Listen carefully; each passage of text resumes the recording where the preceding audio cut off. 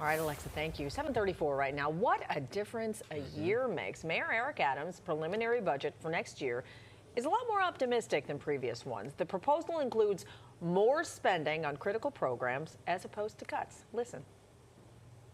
Thanks to the savings we achieved and revenue growth, we have been able to apply almost $1.2 billion to protect critical services that benefit our working class families and their children. The $114 billion proposed budget now goes into negotiations with the City Council, which went down to the wire last year. Remember that? City Council Finance Chair Justin Brannan joining us this morning with his reaction to the preliminary budget. Councilman Brannan, great to have you here. Always a pleasure, guys. Happy New Year. Happy New Year. And I feel like we just went through a budget cycle, but I guess that's because, you know, a year feels like yesterday. But here we are again. First glance, what's different this time around? How do you feel about it? Well, it's amazing what an election year can do for a budget forecast. Look, it's always gratifying to see City Hall's revenue projections suddenly even more optimistic than ours. But the investments in this early budget plan just don't meet the moment. And New Yorkers are struggling, especially working families, and they need the city to help them. Help them with the outrageous costs of childcare and early child education, help them by investing in an affordable CUNY, help them by investing in parks. And we didn't really see any of that in this early draft. And let's remember, there's still many cuts, 3 years of budget cycles where there were cuts every year that haven't been rectified or restored. So we've got a lot of work to do here. Yeah, it's like, is it robbing Peter to pay Paul? I mean, this budget is $2 billion more than last year's. So that begs the question, where is this extra money coming from? Well, look, we've been saying since day one that against all odds, New York City's economy is resilient, it's durable, it's strong. The reason why the city's bond ratings are going through the roof are not because the mayor made cuts. It's because the economy is strong and because we're investing in the programs that we need to be investing in. I wouldn't call it a savings when you project that the migrant crisis is going to bankrupt the city, which we all know was never going to happen. And then it didn't bankrupt the city just as we predicted. That's not a savings. That means that you overblew, you had these projections that were completely overblown. And now you're saying, look at all this money we saved. But there were cuts that were made because of that. And these cuts are real. These are not abstract cuts. These were cuts that actually impacted New Yorkers and hurt New Yorkers. So speaking of cuts, let's talk about one of them, which is $112 million in the funding for the city's 3K and pre-K programs.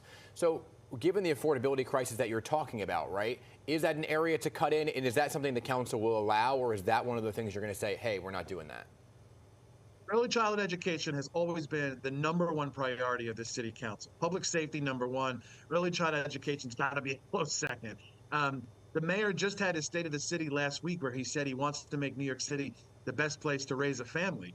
Well, how do you do that? And then the next week, cut funding to early childhood education. So 3K and UPK are absolutely going to be top priorities, as they always are for this council. We just don't understand why he would have left that out of this draft. Even if this is the first draft of our budget, how do you leave out funding for 3K? Yeah, it's interesting, especially since he was so adamant about making sure there was a seat for every child that needed one.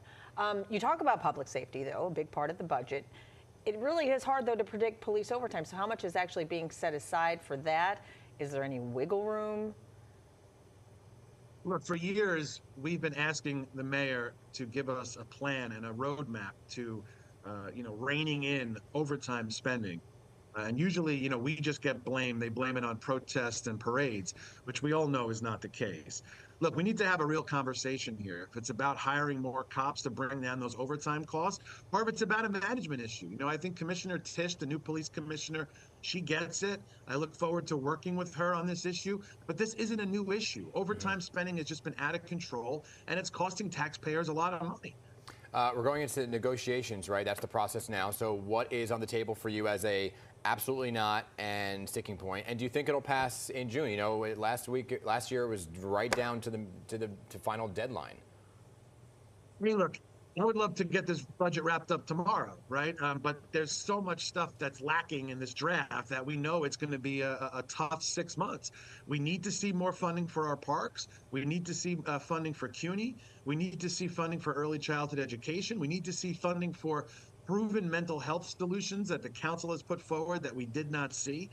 Look, the police are an important part of the public safety puzzle, but they're not the only piece of the puzzle. We also have to invest in other crime-fighting strategies. Real quick, I just want to get your thoughts real quick on the news of the day. Mayor Adams in Florida meeting with President-elect Trump. That meeting for 1 p.m. Your thoughts on that meeting? Look, I hope he comes back with a bag of money for the city of New York, but Trump has basically vowed to enact revenge on cities like ours. So I don't really know what he's going to be talking about except for trying to get a pardon. But it was okay to take the meeting. I mean, look, he's going to be the president. You want to work with him, but this is also a president who has vowed to enact revenge on our city. So I don't know what we're going to be talking about here. All right, well, we shall see. Councilman Justin Brannan, thanks again. It's always good to see you. Always a pleasure, guys. Thanks.